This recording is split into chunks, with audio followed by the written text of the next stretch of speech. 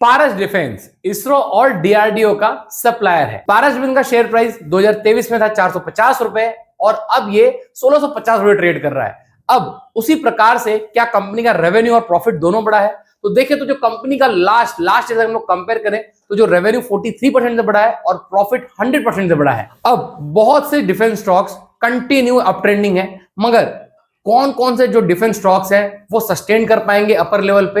क्यों? उनके जो फंडामेंटल्स है वो भी जस्टिफाई करते हैं उनके ग्रोथ को। उसमें से एक कंपनी आज हम लोग देखेंगे, पारस डिफेंस। कंपनी की जो वैल्यूएशन है वो है 6600 करोड़। कंपनी में जो कर्जा है सिर्फ 24 करोड़ का है, मतलब कंपनी ऑलमोस्ट ड्रॉप फ्री है और लास्ट 5 साल से कंपनी 25.5% सीजीआर से ग्रो कर रही है।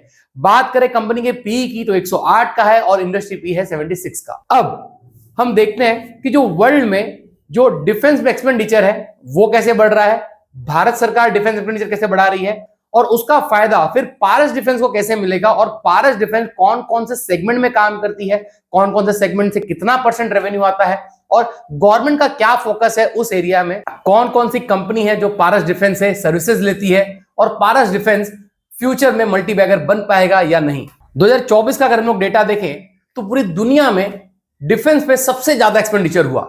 क्यों? Because of fear. हम लोग देखें तो इसी साल में हमको अलग अलग लड़ाइयां देखने मिली। हर एक कंट्री कहीं ना कहीं लड़ाई लड़ रही है और उसके वजह से, फियर की वजह से लोग अपने डिफेंस बजट को बढ़ा रहे हैं। नमस्कार, मैं अजीत सिंह स्वागत करता हूं चैनल ठाकुर कैपिटल में। मैं हूं स्टॉक मार्केट में 2008 से लास्ट 5 सालों से मैं फुल टाइम ट्रेडिंग करता हूं और ज्यादा जानकारी के लिए डिस्क्रिप्शन पे आप लिंक पे क्लिक करके हमारा कम्युनिटी ज्वाइन कर सकते हैं। 2024 में जो डिफेंस पे वर्ल्ड में जो एक्सपेंडिचर हुआ वो है 2.7 ट्रिलियन, मतलब लास्ट ईयर से कंपेयर करें तो 9.4% से बढ़ा है। अब देखें तो जो कोल्ड वर्ल्ड वॉर था, कोल्ड वर्ल्ड वॉर के बाद सबसे ज्यादा जो एक्सपेंडिचर है अब हमको देखने मिला 2024 में। रशिया ने अपना जो एक्सपेंडिचर बढ़ाया 38% से, बिकॉज रशिया और यूक्रेन वॉर की वजह से, और यूएस सबसे ज्यादा एक्सपेंडिचर करता है डिफेंस में 997 बिलियन और अपने जीडीपी का 3.4%। वहीं भारत दुनिया का 3rd लार्जेस्ट एक्सपेंडिचर करता है अपने डिफेंस में। अब इंडिया फोकस कर रहा है अपने डिफेंस बजट को धीरे धीरे प्राइवेट सेक्टर में भी, और प्राइवेट सेक्टर के जो मैन्युफैक्चरर हैं उनका भी फायदा लेने के लिए, जिसका फायदा पारस डिफेंस को मिलता हुआ दिखेगा। अब आप देख सकते हैं कि जो डिफेंस बजट है कौन कौन सी कंट्री कितना करती है उनके जीडीपी के हिसाब से। सबसे पहले यूएस, चाइना और फिर रशिया है, मगर रशिया शॉर्ट टर्म के लिए है, उसके बाद है भारत। अब भारत का भी डिफेंस बजट आप देख सकते हैं 2017 से लेके 2026 तक किस तरह से बढ़ा हुआ है। 2017 में जो एक्सपेंडिचर था डिफेंस पे वो था 3,59,000 करोड़, ये बढ़ के हो गया 6,81,210 करोड़, 9.5% से बढ़ा है लास्ट ईयर से कंपेयर करें तो। और 2017 से लेकर 2024 तक हम लोग कंपेयर करें तो सीएजीआर ग्रोथ है वो 9.8% की है, मतलब गवर्नमेंट ने एग्रेसिवली एक्सपेंडिचर किया है डिफेंस पे। अब भारत सरकार डिफेंस को कैसे कैसे स्पेंड करती है, 6,81,000 करोड़ को हम लोग ये देख सकते हैं। सैलरी और पेंशन का जो रेवेन्यू है वो है 4.7 लाख करोड़, मतलब जो 70% बजट है वो पेंशन और सैलरी में चली जाती है डिफेंस में। कैपिटल एक्सपेंडिचर 1.8 लाख करोड़, मतलब जो नए इक्विपमेंट बाय करना, नए नए रिसर्च करना, उसमें 1,80,000 करोड़। और इसी बजट में से जो प्राइवेट प्लेयर है उनको भी इसका फायदा मिल रहा है कि गवर्नमेंट नए कैपिटल एक्सपेंडिचर कर रही है, कुछ नए प्रोडक्ट बाय कर रही है, R&D पे खर्चा कर रही है। अब बात करते हैं कंपनी के बारे में। Paras defence and space technology leading है इंडिया का प्राइवेट कंपनी जो डिफेंस और स्पेस टेक्नोलॉजी में काम करता है और हाईटेक इंजीनियरिंग सोल्यूशन बनाता है। अब कंपनी का जो कोर स्ट्रेंथ है वो है designing, development, manufacturing and testing of specialisation defence system. जो मेजर एरिया है वो है defence and space, defence electronics, heavy engineering, electronic magnetic plus. अब प्रोडक्ट वाइज हम लोग देखें, rocket and missile, space research, naval system, battle tank and armoured vehicles, electronics warfare, electromagnetic shield. अब इसमें भी अलग अलग प्रोडक्ट है इस पर्टिकुलर सेगमेंट में जो कंपनी काम करती है। अब यहां पे देखें तो रेवेन्यू कहां से आता है, डिफेंस और इंजीनियरिंग से 184 करोड़ का रेवेन्यू जनरेट किया।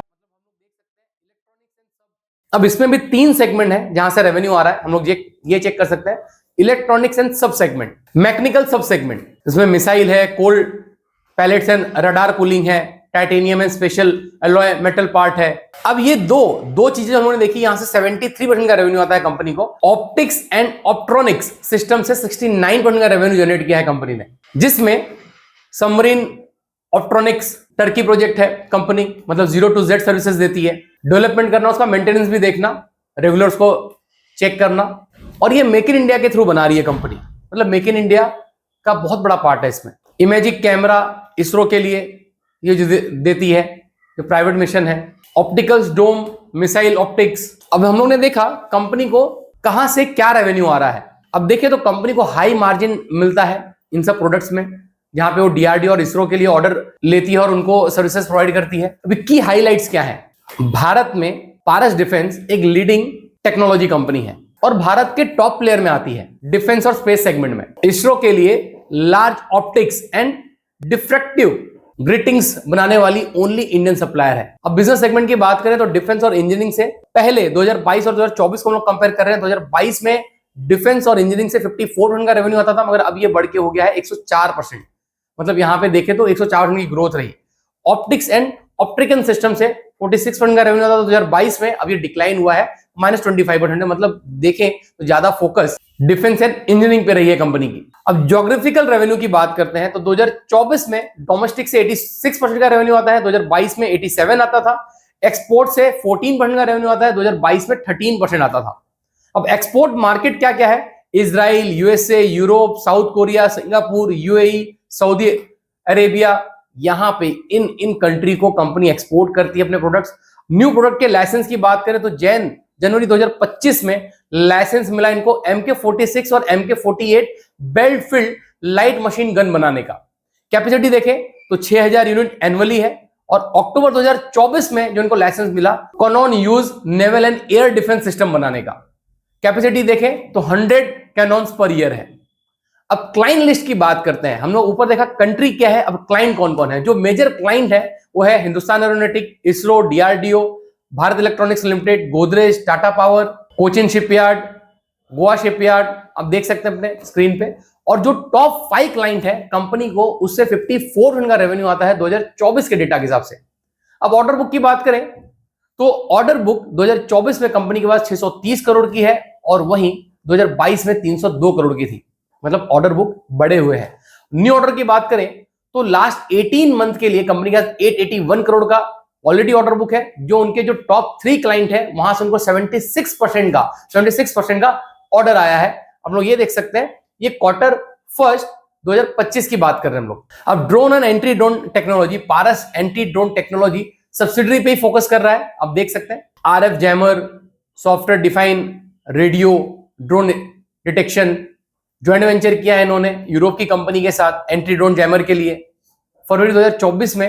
अब कंपनी का गोल क्या है? 2027 तक नंबर 1 एंटी ड्रोन कंपनी बनना भारत में। कोलैबोरेशन की बात करें तो पार्टनरशिप किया इन्होंने इजराइल के साथ, मैन्युफैक्चरिंग करना मिलके मेक इन इंडिया के थ्रू। 2024 में कंपनी को डीआरडीओ से भी remote control border defence system का लाइसेंस मिल चुका है। मैन्युफैक्चरिंग स्ट्रेंथ की बात करें तो नवी मुंबई में इनका मैन्युफैक्चरिंग यूनिट है और एक अमरनाथ में इनका second heavy engineering and integration का यूनिट है। 2024 में कंपनी ने न्यू ऑप्टिकल सिस्टम पे जो टेस्टिंग फैसिलिटी है उस पे प्लान है कंपनी का 500 करोड़ का इन्वेस्टमेंट करना और बिल्ड करना इंडिया का first optical system development park. और फ्यूचर विजन क्या है? कंपनी 20 से 30% का रेवेन्यू ग्रोथ एक्सपेक्ट कर रही है 2025 से 2026 के बीच में। मतलब जो शेयर प्राइस है उसको ही फॉलो कर रहे हैं। कंपनी का विजन क्या है? भारत का नंबर 1 एंटी ड्रोन कंपनी बनना और among top 5 drone technology player बनना 2027 तक। आरएनडी की बात करें तो 100+ आरएनडी इंजीनियर है। 22 करोड़ 47 लाख रुपए इन्होंने इन्वेस्टमेंट किया था न्यू प्लांट और मशीनरी पे। अब आते हैं रिस्क और चैलेंजेस की। हाई वर्किंग कैपिटल साइकिल है, मतलब यहां पे देखें तो कंपनी को पैसा आने में 500 दिन लग जाते हैं। और जो क्लाइंट का कंसर्न है वो इसरो और डीआरडीओ पे ये हैवी डिपेंडेबल है। मतलब वहां से ही ज्यादा इनको कम से कम 70 to 90 का जो ऑर्डर है इसरो और डीआरडीओ से ही आता है। एग्जीक्यूशन डिले है, लॉन्ग साइकिल है इनके ऑर्डर का। अब कोई रिसर्च करती है कंपनी तो कुछ ये नहीं कह सकते कि वो एक पर्टिकुलर टाइम में वो बना के दे दे, क्योंकि आरएनडी की बात है। उनको प्रोडक्ट देखना है, बनाना है, उसको टेस्ट करना है, उसके बाद ही वो कहीं दिखा सकते हैं। तो ये सब चीजों में भी टाइम लग जाता है। अपॉर्चुनिटी की बात करें तो भारत सरकार ने टारगेट लिया है 50,000 करोड़ का डिफेंस एक्सपोर्ट करना 2030 तक। 2024 में भारत सरकार ने 21,000 करोड़ का रिकॉर्ड हाई एक्सपोर्ट किया डिफेंस में। अब यहां पे जो एक अपॉर्चुनिटी है प्राइवेट प्लेयर के लिए भी है कि प्राइवेट प्लेयर भी तेजी से एक्सपोर्ट कर सकते हैं और गवर्नमेंट को सपोर्ट कर रही है। वैसे private satellite, border surveillance, drone recruitment, ये सब चीज का फायदा बाय डिफॉल्ट पारस डिफेंस को मिलेगा। पारस डिफेंस एक ऐसी कंपनी है जो अपने सेगमेंट में पर्टिकुलर बहुत बढ़िया काम कर रही है। जो डिफेंस सेक्टर है ओवरऑल अच्छा परफॉर्म कर रहा है। और ये एक बात समझने की है कि पारस डिफेंस कुछ सेगमेंट में मार्केट लीडर है और वो इसरो और डीआरडीओ को मेन प्रोडक्ट सप्लायर है उनका। तो यहां पे हम लोग देखें तो डीआरडीओ इस भाव पे, अगर हम लोग टेक्निकल चार्ट पे देखें तो एक कप एंड हैंडल का ब्रेकआउट दिखता है और यहां से प्राइस 3400 हो जाएगी, ऐसा मुझे लगता है कि जब ये ब्रेकआउट होगा, मतलब अगर हम लोग देखें तो जब भी 1750 के ऊपर प्राइस जाएगी और सस्टेन करेगी तो आने वाले एक साल में हमको 3400 का भी शेयर प्राइस दिखेगा और मैं जरूर इसमें इन्वेस्टमेंट करूंगा। आप अपना इन्वेस्टमेंट डिसीजन अपने फाइनेंशियल एडवाइजर कंसल्ट करके ही लें। नमस्कार, धन्यवाद।